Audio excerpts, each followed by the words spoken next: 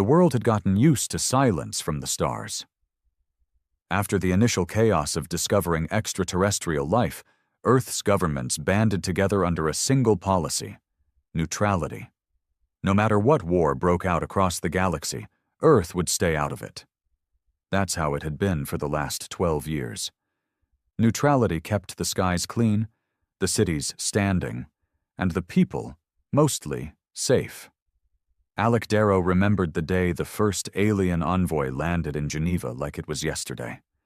He was just a junior tech officer then, assigned to a security post outside the talks. Even back then, he could feel it. The tension. The superiority dripping off the 7-foot-tall insectoid delegate from the coalition. Like humans were house pets lucky not to be stepped on. The coalition wanted Earth's soldiers, factories, and resource-rich oceans. In exchange, they offered protection and a seat on the Galactic Council. But Earth had seen too many empires rise and rot. Politicians said no. The people cheered, and the war between alien empires raged on without them. Alec climbed through the ranks, became head of tactical threat analysis for Earth Defense Command. He had a wife back then. A kid. Neutrality gave him peace. Until the coalition screwed up. It happened at 3:42 a.m. Pacific time. Alec was asleep when the sirens hit. His comm lit up, every screen in his quarters flashing red. One word in bold letters: impact. He stumbled into the war room barefoot, still half dreaming, but the faces staring at him weren't asleep. They were frozen. A coalition cruiser, running from a Dominion pursuit fleet, had made a blind jump. That wasn't uncommon. Ships escaping death would often jump without proper coordinates. The universe was big enough to disappear in. But not that night. Instead of landing in deep space or some asteroid belt, the ship came out just 32 kilometers above Los Angeles. The hull disintegrated in the atmosphere. The explosion lit the sky from Nevada to the Pacific. Thousands died. Fires spread for miles. Half the West Coast went dark, and the coalition ship's black box confirmed it. No intent, no target, just desperation, just a mistake. But that didn't matter to the families who lost everything. Alec stood silent as the room erupted in arguments. The president's voice screamed through the screen, "I want answers, not excuses," while generals talked retaliation, sanctions, demands. But none of it meant anything. Because deep down, Alec knew something had shifted. Earth was neutral. But that was before alien shrapnel tore through homes, before innocent lives burned because two foreign empires were too busy fighting each other to care where their wreckage landed. He stared at the image of the blast zone. A part of him refused to look away. His son's school was in that red circle. He hadn't heard from his wife. He hadn't heard from his boy. The sun hadn't yet risen over the smoldering remains of Los Angeles when Alec Darrow stood alone in front of the blackened horizon. Helicopters buzzed overhead. Sirens screamed in every direction. Ash floated down like cursed snow, catching in his hair, sticking to his lashes. But he didn't blink. He couldn't. The air reeked of melted steel, scorched flesh, and fuel. Emergency workers moved through the wreckage like ghosts. Half the city was gone. Buildings flattened like they were never there. Roads split open, swallowing cars whole. Children's backpacks lay scattered among the debris. Most of them were empty now. The kids had been vaporized in their sleep. Alec's chest tightened as he stepped over a fallen street sign. His boots crunched glass and bone. His wife's phone hadn't pinged since the blast. His son's school was now a crater. He was supposed to be detached. Tactical. A man who made decisions based on cold calculation. That's what Earth Defense Command trained him for. Think with logic. Act with purpose. But all the logic in the world didn't matter when you were staring at a swing set twisted around a traffic light. He dropped to his knees beside it, choking on the dust and smoke. His body trembled, not from the cold, but from the weight of realization. They were gone. All of them. The Coalition's mistake had ripped out the one piece of peace he had left. Alec didn't cry, not yet. The tears were too deep, buried beneath layers of fury. What rose instead was a quiet, controlled hatred, the kind of rage that didn't scream. It planned. Behind him, Colonel Whitlock stepped out of a command vehicle, her uniform spotless, her expression hard as titanium. "We've confirmed 43,000 casualties," she said. "Estimates going higher." Alec didn't respond. Whitlock crouched beside him. "This isn't just a tragedy, it's a turning point. You know that, right?" He nodded slowly, eyes still fixed on the horizon. "They'll call it an accident," she continued. "They'll say they didn't mean to. But intentions don't matter anymore." He finally looked at her. "Are we responding?" She hesitated. "Command's in chaos. The Council's pushing for more investigation before any military response." Alec stood, wiping his hands on his jacket. "We don't need an investigation. We need a message." She stared at him, and for a moment she didn't see the analyst or the tactician. She saw a soldier. "You're not wrong," she said, "but the President needs to understand one thing," Alec cut her off. "Earth's been quiet long enough. We built our fences. We stayed out of their wars. We didn't ask for this, but they brought the war here." He stepped past her, toward the mobile command unit. "Get me a secure line to Geneva, and get me the Director of Strategic Offense. We're done playing neutral." In the following days, Earth trembled, not from explosions, but from decisions. The news spread like wildfire. Every major city aired the footage of the impact. Every station played interviews with scorched survivors, desperate mothers, and burned firefighters who spoke of a firestorm that couldn't be natural. It wasn't war. It was genocide by negligence. Coalition representatives issued formal apologies. They called the ship's crash a navigational misfortune during emergency retreat. They promised aid, relief, reparations. But it was too late for reparations. Too late for peace. Alec sat in the war room, surrounded by Earth's highest-ranking officers. The President's face was pale and drawn on the central display, her voice brittle from lack of sleep. "We have two options," she said. "We escalate, or we solidify our neutrality and push for compensation." Alec leaned forward. "If we back down now, we tell every race in the galaxy that Earth is just another dirtball they can piss on. This wasn't an act of war. Fine. But it was an act of negligence so catastrophic it cost us a city. You want compensation? They can keep their credits." He clicked a remote. The screen behind him changed to satellite footage, hundreds of alien warships streaking across nearby star systems. Coalition and Dominion vessels clashing just 3 jumps from the solar system. "They're bringing the war closer every month," Alec continued. "What happens when the next ship jumps into orbit? What if it's a Dominion missile cruiser instead of a runaway Coalition junker?" The room fell silent.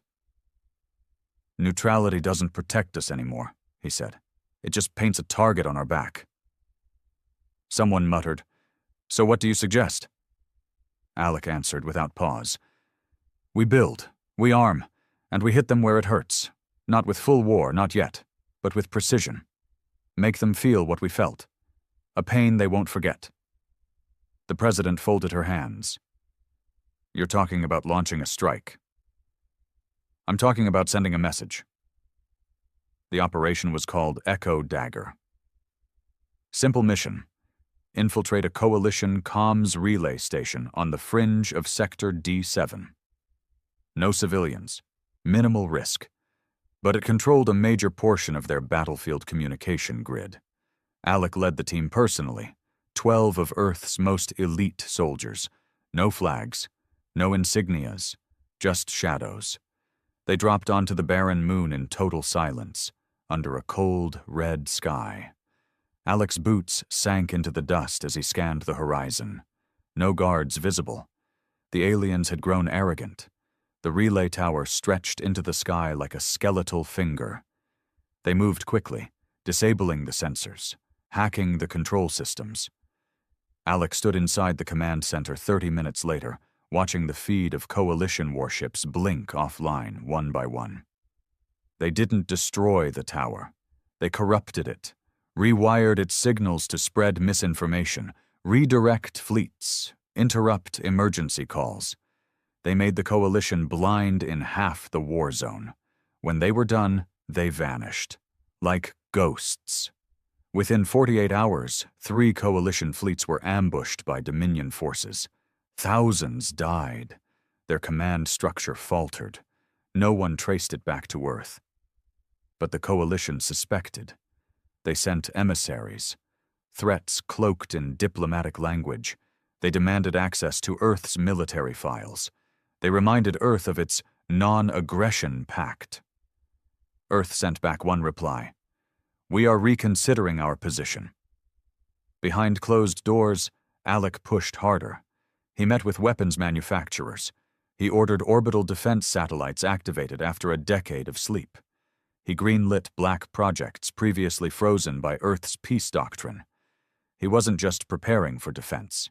He was preparing for war. Back in his quarters, Alec sat alone. A single hollow frame blinked softly on his desk. A family photo, his wife's smile, his son's wide grin, missing a front tooth. He stared at it, jaw tight, heart stone-heavy. He didn't need revenge. He needed clarity, purpose. His family had been part of a peaceful Earth, a soft, naive world that thought neutrality was safety, that Earth died with them. And now, the galaxy was going to meet the Earth that was left behind. The diplomatic fallout came fast. Alec watched from behind the tinted glass of the observation wing as the coalition delegation was escorted through Earth Defense Command. They moved like predators, tall and slim in their glistening armor, chittering in that smug cadence of theirs, like they already knew no one would touch them. Their lead diplomat, a creature called Jaren Vex, wore a silver sash as a sign of peaceful intent. Alec thought it looked more like a leash. "We're not here to threaten," Jaren began, once seated in the conference chamber. "We are here to address troubling rumors. It would be unfortunate if Earth were found guilty of aiding our enemies." Alec leaned forward, his expression unreadable. "Unfortunate like dropping a battleship on Los Angeles?" Jaren's mandibles clicked. "We have already expressed regret for that incident." "Regret doesn't bring back families," Alec said, voice low and even. "And we don't deal in regret anymore. We deal in facts." He tossed a file across the table. It slid to a stop in front of Jaren. Inside, satellite images of Dominion ships ambushing coalition forces, logs showing scrambled comms, Earth's classified operation signatures, scrubbed clean of any identifiers. It was a silent confession, a calculated taunt. Jaren tapped one long finger on the folder. "You're playing a dangerous game, human." "No," Alec said, standing. "You are. You just haven't realized Earth changed the rules." Public sentiment had shifted too. At first, Earth's population was hesitant. Grief was still fresh. But pain has a half-life, and rage fills the vacuum left behind. Alec walked through downtown Atlanta 2 weeks later, the city alive with protests and parades. Massive banners read "Never Again" and "Burn the Stars." Even the once dormant factories of Detroit and Osaka had been revived, forging war machines not seen since Earth's last global conflict. Still, not everyone was on Alec's side. The United Earth Council, especially the civilian branches, grew nervous. They had been built on peace talks and trade routes, not military doctrine. Alec was moving fast, too fast, some said. "Commander Darrow is overstepping," said Councilman Greaves in a live interview. We do not escalate on emotion. We cannot let vengeance become policy. Alec saw the broadcast in silence. He knew Greaves meant well, but well-meaning men built nothing but graves when the enemy didn't play by the rules. A week after Greaves's speech, the Dominion broke through a coalition blockade near Tau Epsilon. Desperate and brutal, they glassed 3 planets, killing billions. One of those worlds had an Earth-sponsored research outpost. 47 human scientists, unarmed, vaporized. Greaves resigned quietly the next morning. Inside Earth Defense Command's secure underground level, Alec stood before Project Legion. It wasn't a single weapon. It was an entire doctrine. Thousands of autonomous drones, hyper-adaptive AIs, satellite-linked artillery, and orbital defense grids now orbiting Earth like a cage of knives. Engineers called it overkill. Alec called it insurance. "Status?" he asked as he walked the command line. Lieutenant Renner, young and hard-eyed, saluted. "Phase 2 is complete. Legion is operational. All targets can be acquired within a 20-second delay." Alec looked up at the holographic globe above them, each red dot representing a coalition asset within Earth's retaliatory range. They glowed like cancer. Renner hesitated. "Sir, there's chatter. Some in the outer systems are nervous. They say Earth's acting more like the Dominion than a neutral world." Alec nodded slowly. "Good." Renner blinked. "Sir?" "They should be nervous," Alec said. "Fear is the only language they all speak. We tried diplomacy. We showed restraint. Look where it got us." He paused, voice dropping to something almost reverent. "This time we write the message in fire." It wasn't just Earth anymore. Other human colonies across Mars, Europa, and the outer asteroid belts started following suit. Quietly at first, then openly. Independent militias rose up. Old ships were pulled from museums and fitted with rail cannons. Spaceports began broadcasting encrypted warnings. No alien vessels beyond this point. The galaxy was watching, and Earth was no longer the quiet observer in the crowd. Alec sat alone in the war room one evening, lights dimmed, listening to an intercepted coalition transmission. His tech team had decrypted the fear buried in the alien officer's tone. "They've awakened something primitive," the voice said. "They do not fear death. They do not ask for permission. Earth has become uncontainable." He poured himself a glass of whiskey. No ice, just heat. Primitive? They had no idea. Then came the real test. Coalition forces struck one of Earth's early warning outposts stationed on a drifting rock in Sector 5-9. No survivors. Earth Defense Command intercepted the attack logs. It wasn't an accident this time. It was a test. A probe. A message. They didn't think Earth would respond. They were wrong. Within 36 hours, Alec deployed Operation Pale Blade. 5 stealth-class corvettes loaded with precision kinetic warheads. Target, Sil Vorn, a minor coalition military production moon. Not a capital. Not a city. But a statement. The attack happened in silence. No warning, no calls, just impact. Hundreds of automated drone factories collapsed into magma. The moon's orbit destabilized. Supply chains buckled. Thousands of coalition soldiers died before they even understood who hit them. The Dominion sent a congratulatory message to Earth within the hour. The coalition didn't respond. They didn't have to. They had gotten the message. So had everyone else. But as Earth's power grew, so did the pressure. The inner circle around Alec started to fracture, not out of disloyalty, but fear. A good kind of fear. The kind that asked hard questions. Colonel Whitlock confronted him late one night after a strategy session. "You've done what no one thought possible," she said.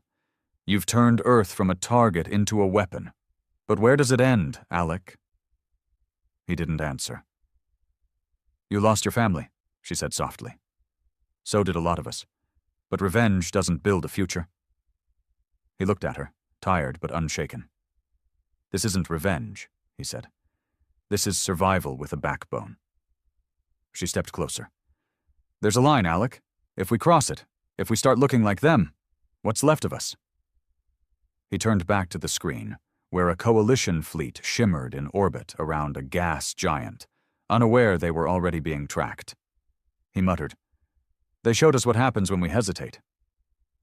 I won't make that mistake again. The council chambers hadn't seen a declaration of war in nearly 80 years. Yet here they were, every delegate from Earth's surviving governments present, silent, as Alec Darrow stepped up to the platform. The room felt like it was holding its breath. "This is not a declaration of ambition," he began, voice steady. "We are not seeking conquest. We are not after territory.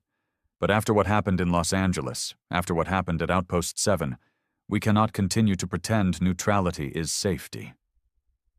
Alec took a slow breath.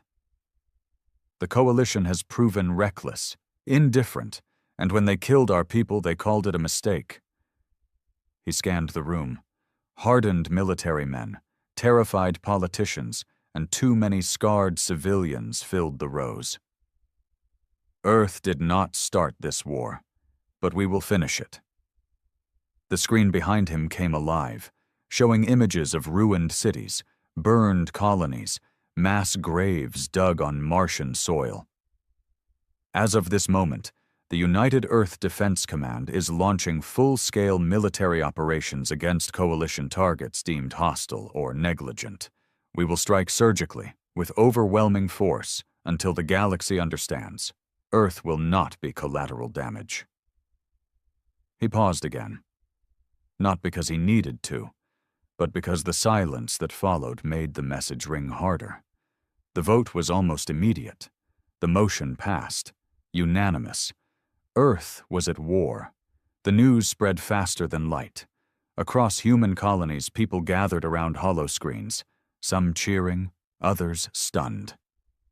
Mars declared full support. The Jovian colonies, usually slow to act, pledged troops within hours. Even fringe settlements in the Kuiper Belt began training local militias. This wasn't politics anymore. This was personal. On Earth, recruitment tripled overnight. The military academies reactivated emergency programs. Combat veterans too old for field duty began training new conscripts. Shipyards that had gone silent decades ago roared to life again. Factories didn't close. Lights didn't go off. Earth was awake. Alec stood atop a landing platform 2 days later, watching the first wave of assault carriers rise through the clouds like steel angels with fire in their bellies. He didn't smile. He couldn't. He'd buried that part of himself the night his son's school turned to ash. Colonel Whitlock stepped up beside him, helmet under one arm. She had volunteered to lead the spearhead into coalition-controlled territory. "I still think you're pushing too fast," she said. "This isn't a small war. We're up against an empire." Alec didn't look at her. Empires fall. Ask history. "I have," she replied. "Most of them burn everyone with them when they do." Operation Iron Howl launched with 6 Earth-class destroyers, 4 corvettes, and over 2,000 combat drones. The target? Varnus 12, a major coalition relay planet nestled deep within their border network. It wasn't just symbolic. It was infrastructure, strategy, disruption. And Alec had one objective: total blackout. The battle started with a hack. Earth's tech teams slipped into the planetary firewall using an AI construct that mimicked coalition command traffic. By the time the coalition defense system realized the signals weren't their own, the skies were already bleeding. Drones swarmed like hornets. Destroyers rained hell. The defenders fought hard. They were veterans, trained to hold the line, but they weren't prepared for Earth's fury. Colonel Whitlock led the drop team herself. Ground-to-space transmissions caught her orders. Fast, brutal, no hesitation. Alec listened to the feed from the command center on Earth. He said nothing as the sounds of war crackled through the speakers. Gunfire, screaming, the unmistakable roar of fusion cannons leveling coalition bunkers. It took 6 hours to secure the planet. Another 2 to wipe every comm tower clean. Varnus 12 was dark. Coalition logistics stuttered, and Earth's name now rang out in every quadrant. No longer a backwater planet, but a power to be feared. But Alec wasn't done. He turned to his inner circle, eyes cold. Now we bleed them. The next targets weren't military, not directly.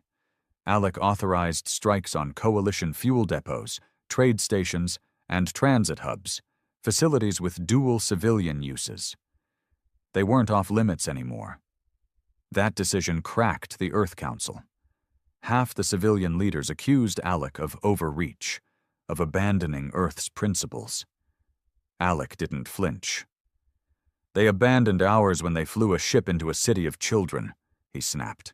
There are no clean wars, only survivors. Behind closed doors, some whispered about his mental state. Others worried he was becoming the very thing he swore to fight. But the majority still backed him. Earth was winning, and winning had a way of silencing dissent. 3 months in, Dominion forces sent envoys, not to make peace, to form an alliance. The Dominion hated Earth too, but they hated the Coalition more. And now they saw value in Earth's madness, its unpredictability. They offered tech, coordinates, enemy fleet positions, even access to weapons Earth had never dreamed of. Alec met their emissary personally, inside a deep lunar bunker, far from surveillance. The Dominion envoy, a cold-blooded serpent-like creature named Rathok, smiled with too many teeth. "You are efficient," he hissed. "Your fury burns bright. We admire that." Alec didn't smile. "I'm not interested in admiration." "No," Rathok said, "but perhaps you are interested in opportunity." The offer was clear. Help the Dominion crush the Coalition, and they'd leave Earth alone, rich, protected, and feared. Alec didn't answer right away. He knew what accepting meant. It meant using monsters to kill other monsters. It meant saving Earth at the cost of what little soul it had left. He walked away from the meeting with a simple message. "We'll consider it." But that night, alone in his quarters, Alec finally opened the encrypted file he'd avoided for months. The last messages recovered from Los Angeles before the blast. Static, sirens, cries, and then his son's voice. "Dad, are you there? Something's happening. The sky is... it's red, it's loud." Then silence. That was the last thing he ever said. Alec sat motionless, fingers trembling as the screen faded to black. His rage hadn't dulled, but the weight of it now had a shape. He wasn't leading Earth to victory. He was dragging it through hell, hoping something clean would come out the other side. But deep down, he wasn't sure anymore. Was this revenge? Or survival? He couldn't tell the difference. Alec Darrow had made Earth powerful. No one could deny that. From a planet once mocked by galactic elites as a non-participant dirt rock, Earth had risen like a beast with a wounded heart and a loaded gun. The Coalition's battle maps now marked Earth-controlled zones in red. Red for danger. Red for loss. Red for what came when you forgot that humans were not to be ignored. But behind that glow of triumph, something darker festered. The Coalition was bleeding, but not dead. The Dominion was assisting, but not loyal. And Alec? He was winning a war he no longer recognized. The Dominion deal became official under an operation codenamed Ash Pact. Quietly ratified in the shadows of the Lunar Command Complex, the pact gave Earth access to a terrifying arsenal: quantum disruptors, cloaking satellites, virus-class AI capable of ripping through defense networks in milliseconds. In return, Earth had to take out the Coalition's Central Communications Citadel on Threxus Prime, a massive planetary installation buried beneath a frozen tundra, shielded by orbital cannons and protected by thousands of veteran soldiers. It was a suicide mission. So Alec sent everyone. The largest coordinated assault Earth had ever mustered. 40 warships, 12 ground battalions, 30,000 troops, not counting the drones. And he led it himself. Some said he wanted to die there. Others believed he wanted to make sure it burned. Maybe both were true. The battle lasted 17 hours. The approach was blood. Alec's fleet lost 3 destroyers just breaching the orbit. The drop was fire. Ships shot down mid-descent. Soldiers vaporized before they touched ground. The tundra exploded with railgun blasts and seismic mines. But humans didn't stop.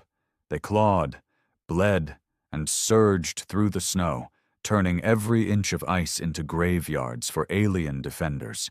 Alec stormed the citadel doors himself, pulse rifle in hand, flanked by Earth's elite.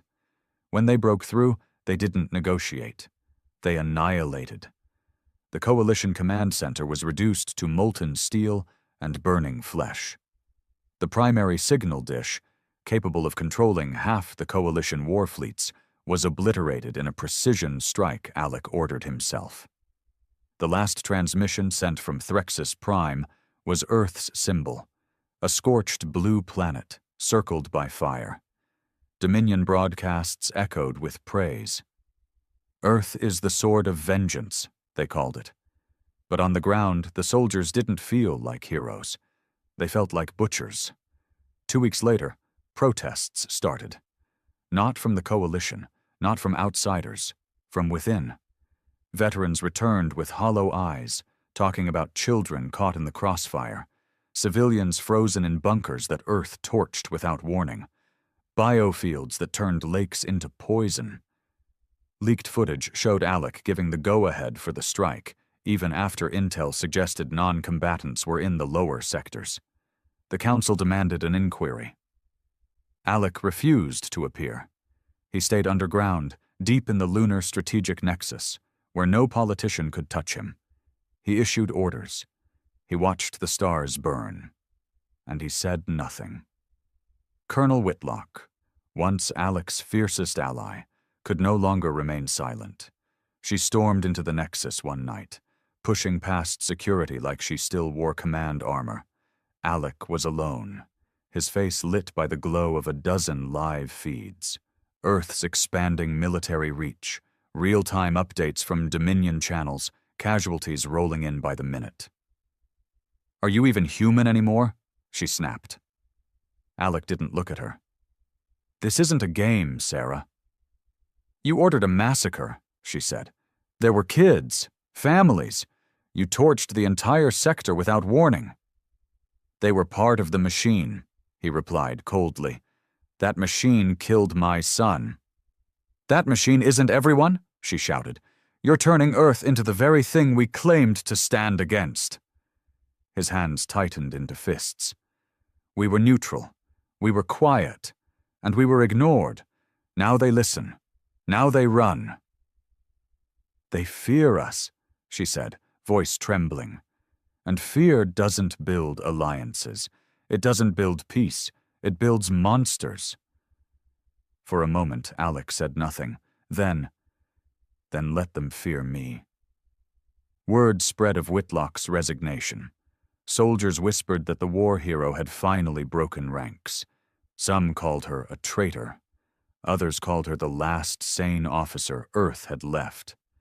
The council held emergency meetings. Debates raged.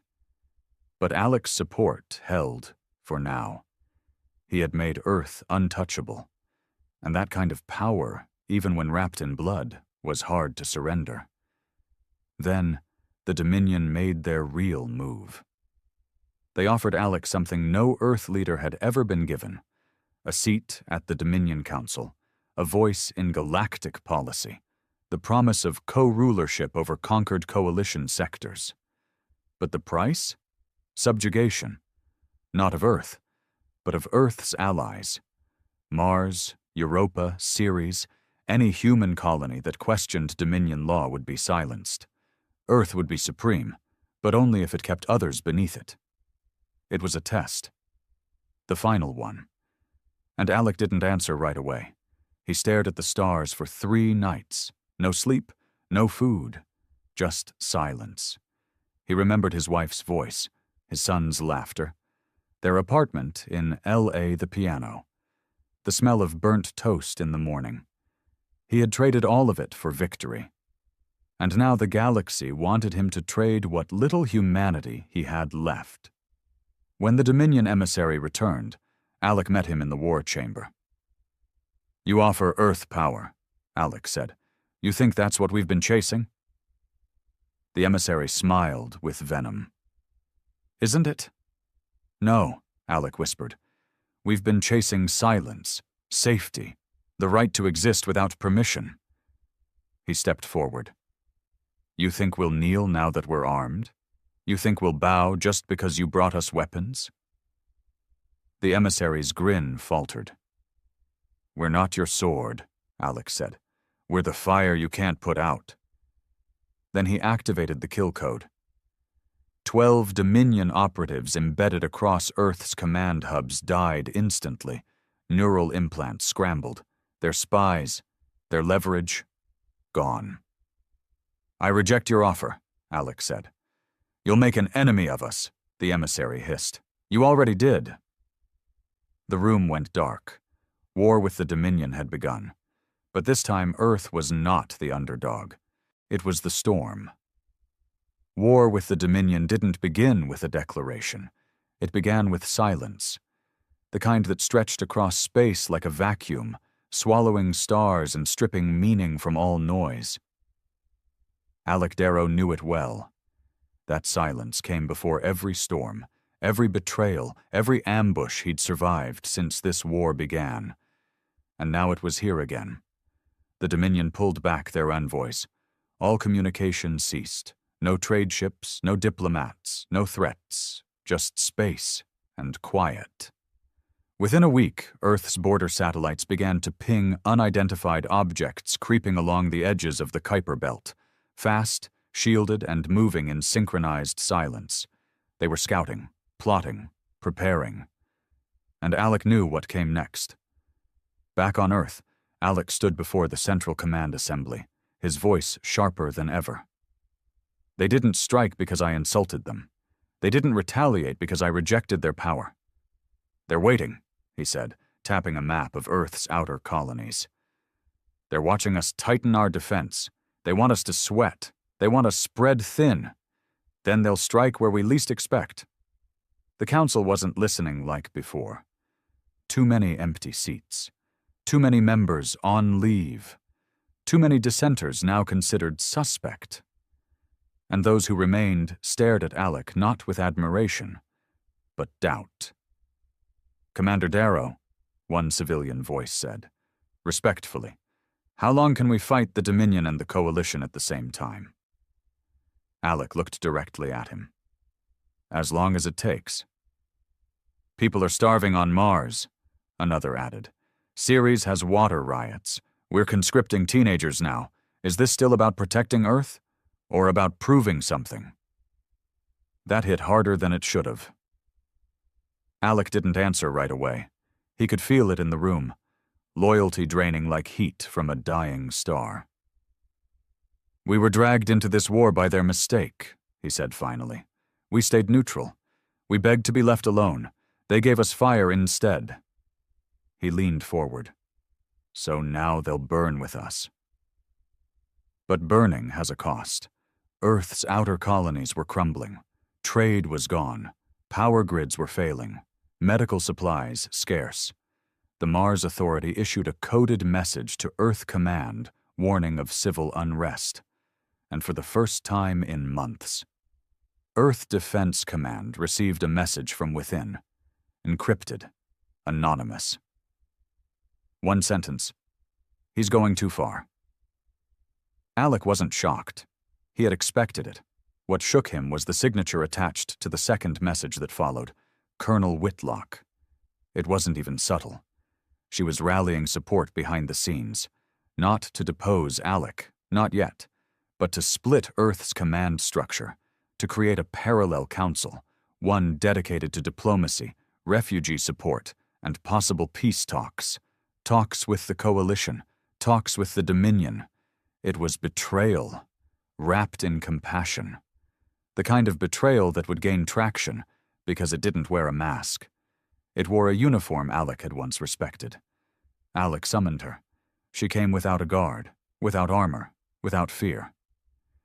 "You knew this would happen," she said simply. Alec said nothing for a while, just studied her face. Still stern, but wearier now. Older in ways no surgery could hide. "Are you building a government or a rebellion?" he finally asked. "I'm building a future," she replied. "One where Earth doesn't need you as a weapon." "You think I enjoy this?" "No," she said. "I think you lost the part of yourself that could see any other path." He turned away. She stepped closer. "You don't sleep. You don't talk to anyone who doesn't report directly to you. You've forgotten what you're fighting for." Alec's voice dropped low. "You think I forgot my wife, my son? I think you buried them under a pile of bodies you stopped counting." Silence. Then Alec walked to the holomap, where red markers bled across the stars. Dominion fleets encircling Earth. Coalition pockets regrouping. "I can't let you divide command," he said. "I won't let you destroy what's left of us," she replied. They didn't shake hands when she left. They didn't need to. War had come to Earth's leadership, the kind with no trenches, just whispers, data leaks, and fading loyalty. The Dominion struck 4 days later. Not with fleets, but with plague. Bioengineered, viral, smart. A targeted contagion delivered via stolen Dominion aid ships that Earth's outer colonies mistakenly welcomed, too desperate to question. Symptoms: neurodisruption, blood acidification, hallucinations, organ collapse, mortality rate 92%. It hit Europa first, then Callisto, then Mars. Hospitals failed within hours. Governors called for help. Earth Defense Command scrambled med teams, but they were too few, too late. It was a biological siege, and it was Alec's fault. He had refused the Dominion. Now the Dominion had responded with a weapon Earth couldn't shoot back at. Alec watched from a sealed biochamber as med drones broadcast the feed. A Mars school shelter packed with dying children, their eyes bleeding, their screams muted only by internal sound buffers. His knees buckled, his fists clenched. It was happening again. Not to him, but because of him. A familiar voice echoed in his mind. There are no clean wars, only survivors. He had believed that, had lived it, but now there were no survivors either. Colonel Whitlock stepped onto the public channel the next day. She spoke not as a rebel, but as a soldier. "As of now, I'm establishing an independent crisis response council," she said. "We're redirecting military ships to evacuate infected zones.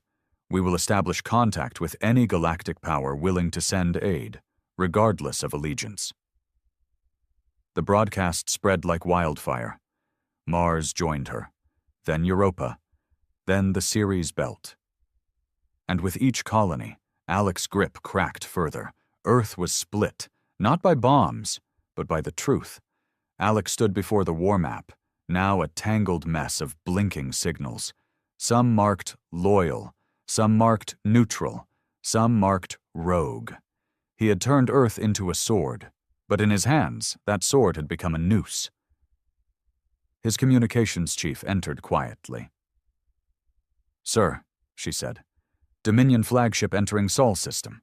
They're not cloaked, they're not firing, they're broadcasting." "To who?" She hesitated. "To Whitlock's network." Alec stepped forward. "Patch it through." The screen flickered. A familiar face appeared. Rathok, the Dominion emissary. Calm, confident. Earth's splinter faction has shown willingness. They have agreed to temporary ceasefires in plague zones. We will honor that. A pause. But our war with Darrow's regime continues. A direct split. 2 Earths, one fighting, one bargaining. And for the first time since the war began, Alec Darrow stood alone. Truly. Finally. Alone. The world Alec Darrow built was falling apart, fast, messy, and without mercy. He watched from a balcony above Earth Defense Command's orbital tower as the lights flickered across the surface below. Whole cities had gone black, energy grids offline, riots blooming like infections, and once loyal governors declaring allegiance to Whitlock's new Civil Recovery Authority. In orbit, the skies were just as divided. Earth's own fleets, ships Alec had commissioned, crews he had trained, now bore new identifiers. They didn't fire on Earth defense installations, not yet. But they didn't take orders anymore either. They had chosen Whitlock. Inside the command center, the mood was brittle. His closest advisors were gone, either dead, reassigned, or vanished into the growing shadow government building its own structure of power on Mars. What remained were soldiers. Quiet, efficient, loyal, yes, but loyal in the way one follows orders when nothing else remains. Lieutenant Renner stood at his side, pale and gaunt. 13 colonies have pulled communications with Earth Central. They're calling it Isolation Protocol. They've stopped responding to our alerts entirely. Alec said nothing. Renner hesitated, then added, "Sir, they're saying you're unstable." Alec turned to him slowly. "And are you one of they, Lieutenant?" Renner didn't flinch. "I don't know, sir." Alec gave a humorless smile.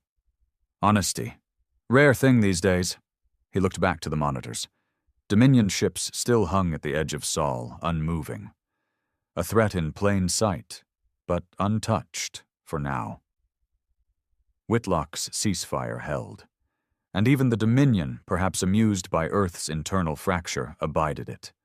Alec had pushed so hard for war. Now no one wanted to follow him through it. His private chambers were silent, stripped of decoration. He sat at a small desk, no guards outside the door, no aides. He didn't need protection anymore. No one wanted to assassinate Alec Darrow. Not because they loved him, but because they didn't fear him anymore. His hands shook slightly as he reviewed intercepted broadcasts from Mars. Whitlock had set up a mirror to his government, health agencies, military chains, even education reforms. And unlike him, her messages came with hope, rebuilding, redemption, the kind of language people clung to after years of blood. His voice had lost its power. He had spoken in fire for so long, people no longer saw the smoke. Then came the breaking point. A ship docked at Orbital Station Blackgate, an Earth freighter stripped of insignia, emergency beacons disabled. It was supposed to be a medical evac ship, carrying infected patients from Europa. Alec was in the war room when the alarm hit. He watched, breath stuck in his throat, as the ship's transponder blinked green. Friendly. Then it exploded. A fireball consumed half the station. Hundreds dead. The shockwave shattered 2 adjacent docks. Entire regiments stationed on Blackgate were gone. The footage showed the freighter's last flight logs, falsified. Not a plague ship. A decoy. Whitlock's rebels denied involvement. Dominion broadcasts called it a tragedy and condemned Earth's inability to control its own madness. Alec saw something else. He saw the end. He went off-grid for 3 days. No messages, no orders. Some thought he was dead. Others thought he was regrouping for a final, desperate assault. But Alec was somewhere else entirely. He took an unmarked dropship down to Los Angeles.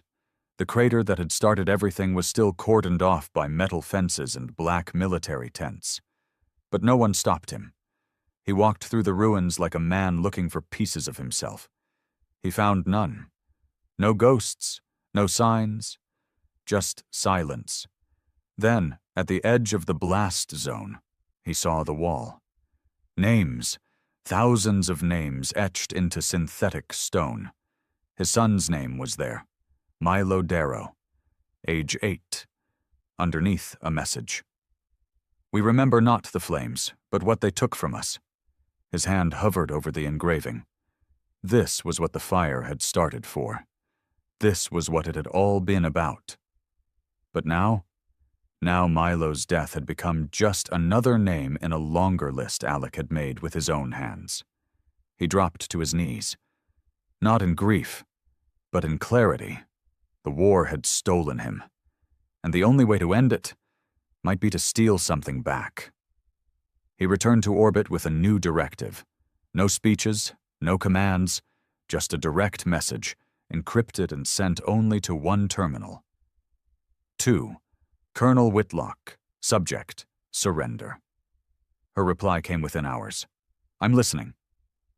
They met in neutral space, not Earth, not Mars, a derelict station hovering between moons, gutted and dark, lit only by portable floodlights and the gravity of what they both carried. Alec stepped off his transport first.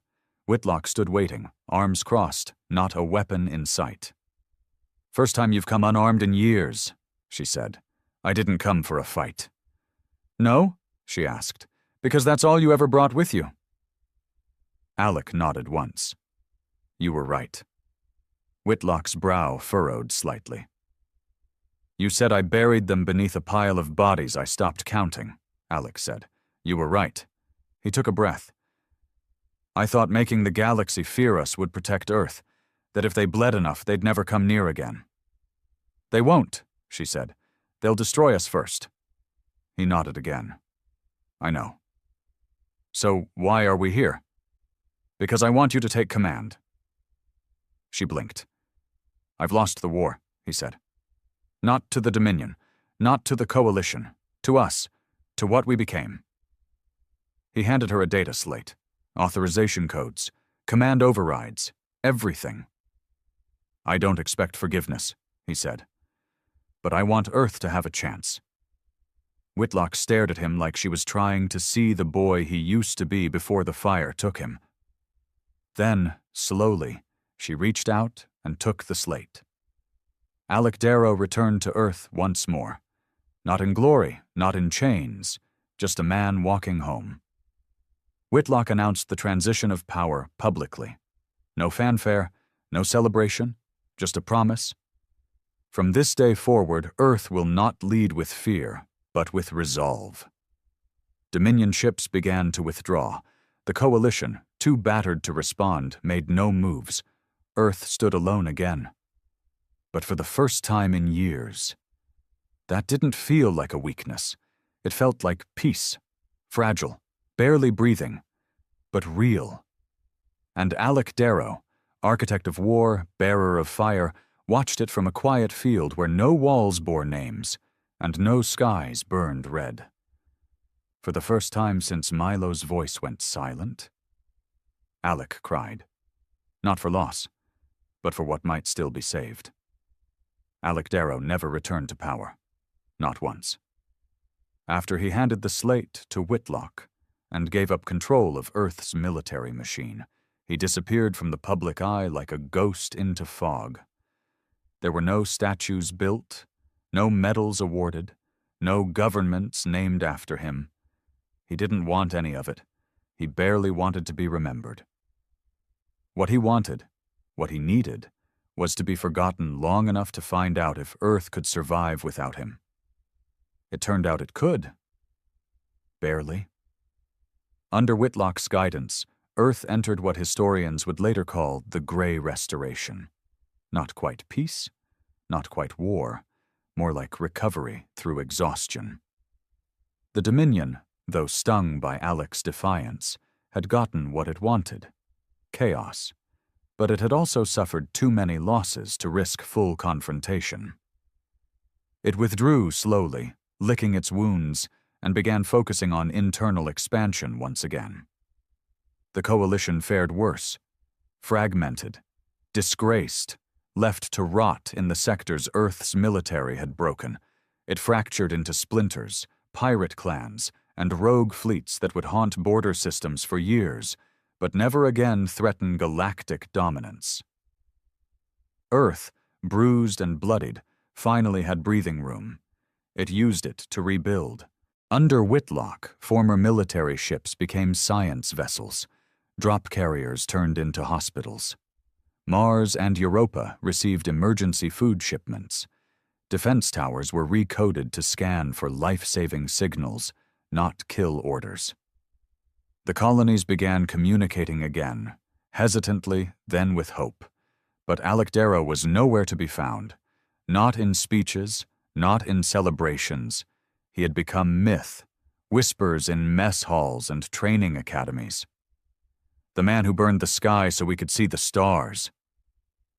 He had taken a small cabin deep in the Siberian wilderness, one of the few places on Earth still untouched by urban reclamation.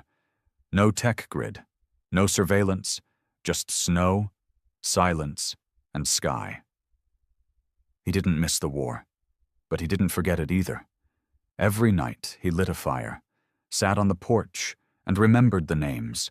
Not the enemies, not the soldiers, but the innocent, the children, the scientists, the workers, the ones who never picked up a weapon but died anyway. They lived inside him now, carried without pride, carried with pain. One day, a ship landed near his cabin. Small, civilian, white. Alec stood on the porch as Colonel Whitlock stepped out, wearing civilian clothes.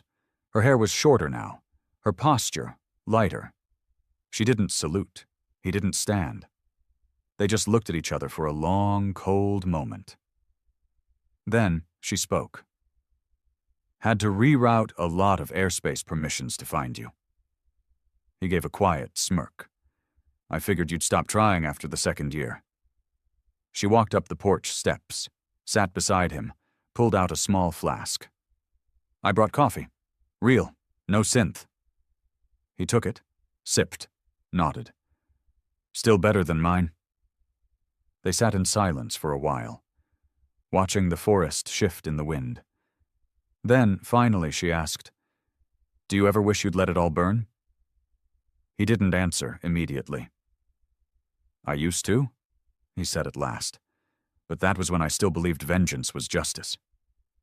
And now? Now I know justice isn't loud. It's quiet, boring, fragile." She nodded slowly. "I'm leaving soon," she said. "Not from Earth, from leadership. We've got new faces.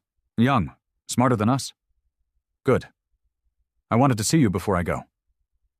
Alec glanced sideways. "To say goodbye?" "No," she said. "To say, you were right, about some things." He exhaled. "You were too," he admitted. She smiled, faint and tired. "We both were. That's what made it so dangerous." They didn't talk much after that. She left before nightfall. He watched her ship rise into the cold sky, its engines humming softly like a lullaby. Then he went back inside. Years passed. The galaxy shifted. New factions rose. Alliances were tested. Earth remained cautious but respected. No longer feared, no longer ignored, just present. There were still battles, still flare-ups in border space. But the doctrine Alec had forced into existence had changed the way Earth responded. Never first, never blind, but never soft either. Peace wasn't permanent, but it was possible. And in Alec's final years, that was enough. He died on a morning like any other. Snow falling, sky gray, heart silent. He was buried in the same field where he had once stood, staring at the memorial wall in Los Angeles. His grave had no statue, just a small stone. 3 words. Let them remember. And beside it, etched into metal that would last through storms and silence, the only epitaph Alec ever approved. He spoke in fire so Earth could answer in peace. Across the stars, people remembered Alec Darrow differently. To some, he was a tyrant. To others, a protector. To most, a necessary evil in a time when Earth had no other voice. But to those who truly knew him, he was a man who had lost everything, and still fought for something bigger than himself, not because he believed he would win, but because he couldn't bear to let Earth lose again.